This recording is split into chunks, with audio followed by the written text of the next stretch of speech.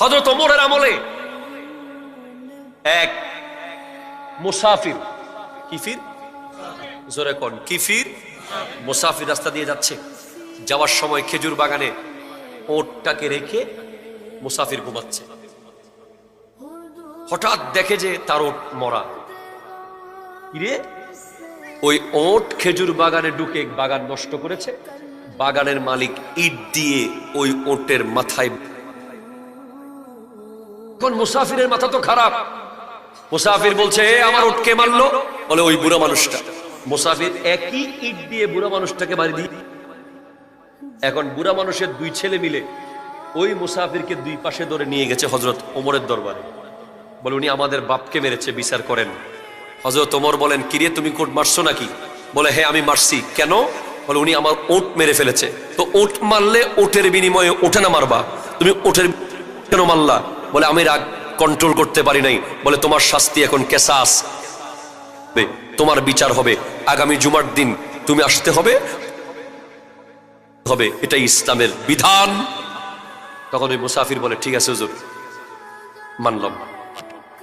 বলে আমার একটু সুযোগ দেন, বাড়ি যাব, আমার পরিবারের সাথে দেখা করে আসবো, কিছু পাওনাদার আছে টাকা পয়সা ফেরত দিয়ে চলে আসবো।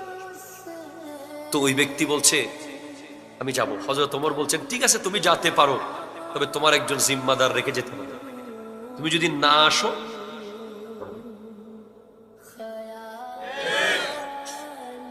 তখন ওই ব্যক্তি বলে আমার জিম্মাদার কে হবে? কেউ তো আমাকে, আমি কাউকে তো চিনি না এখানে। বলে আপনারা কেউ কি তার জিম্মাদারি হবেন? তখন হযরতে আবু যর গিফারি রাদিয়াল্লাহু তাআলা হাত তুলে বলেন, হুজুর এই ব্যক্তির দায়িত্ব আমি নিলাম। আহার ইসলাম কত সুন্দর ছিল। আজকে কি কোথায়? ওই ব্যক্তি চলে গেল। মঙ্গলবার যায়, বুধবার যায়, বৃহস্পতিবার যায়, ওই ব্যক্তি আসে না। শুক্রবার জুমার টাইম, ওই ব্যক্তি আসে না। জুমার নামাজ শুরু হয়ে যাচ্ছে, ওই ব্যক্তি। তখন হযরত ওমর হযরতে আবু যর গিফারির ঘরে খবর পাঠালেন, আবু যরকে বলো আসতে, সবার থেকে বিদায় নিয়ে আসতে বলে। আজকে আবু যর গিফারির গর্দান কেটে ফেলা হবে। কি বুজুর্গ সাহাবী, বুড়া, কি মায়াবী সাহাবী, সবার প্রিয় সাহাবী।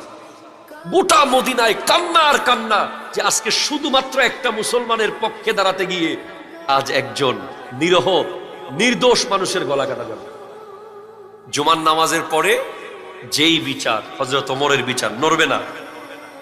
উনি হলেন আদেল। ওই আবু যর গিফারিকে নিয়ে যেখানে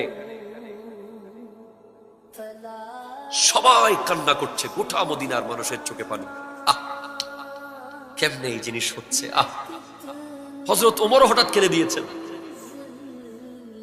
কেমনে সহ্য করবেন? জল্লাদ তলোয়ার তুলতে পারতেছে না। যেই জল্লাদের হাতে তলোয়ার কাঁপে না, খাপ খাপ কেটে ফেলে। তলোয়ার মনে হচ্ছে পাহাড়ের মতো বাড়ি হয়ে গেছে, উঠতেছে না তলোয়ার। অনেক কষ্ট করে তলোয়ার তুলে যেই মাত্র, ঠিক তখন দেখা যাচ্ছে ঘোড়া ঠকবক ঠক ঠক ঠক ঠক আওয়াজ, বালু উঠতেছে। হযরত ওমর বলে থামো, দাঁড়াও একটু।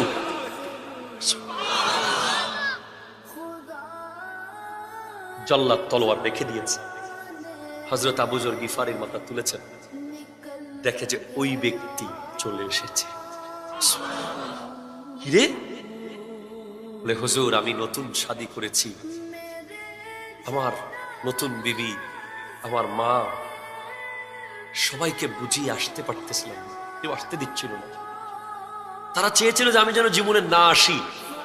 আপনারা তো কেউ আমাকে চিনেন না, আমার বাড়ি কোথায় জানেনও না। তো হযরত ওমর বলেন, তো তুমি কেন আসছো? তুমি তো না আসলে পারতে।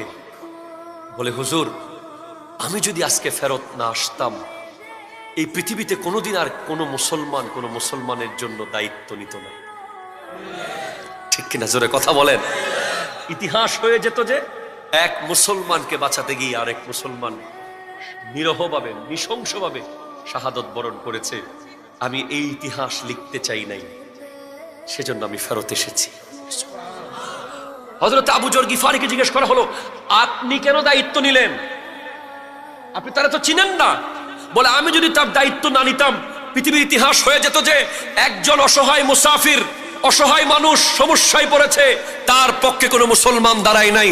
অথচ আল মুসলিমু লিল মুসলিম কা জাসাদিন ওয়াহিদিন, আল মুমিনু লিল মুমিন কা জাসাদিন ওয়াহিদিন। এক মুমিন আরেক মুমিনের জন্য একটা বডির মতো। ইন্নামাল মুমিনুনা ইখওয়াতুন, সমস্ত মুমিনরা হলো ভাই ভাই। আমি যদি তার পক্ষে না দাঁড়াইতাম, পৃথিবীতে আর কেউ কারো পক্ষে দাঁড়াতো না।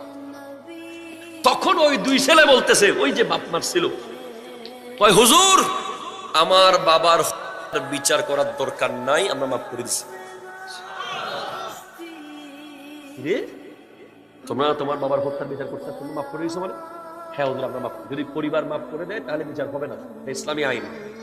ছেলেরা মাফ করে দিয়েছে, পরিবার বলছে আমাদের বাবার। বলে কেন? বলে আজকে যদি তার বিচার হয়ে এসে গড়ায়, তাহলে একটা ইতিহাস হবে। একটা মানুষ ভুলে রাগের মাথায়, অন্যায় না, ইচ্ছে করে না, রাগের মাথায় উট মেরে ফেলার কারণে একটা মানুষ মেরেছে আর কি, এই জন্য করা হয়েছে। এটা আমি চাই না। এইভাবে তিনজন সবাই সেখানে নিরপরাধ হয়ে গেল।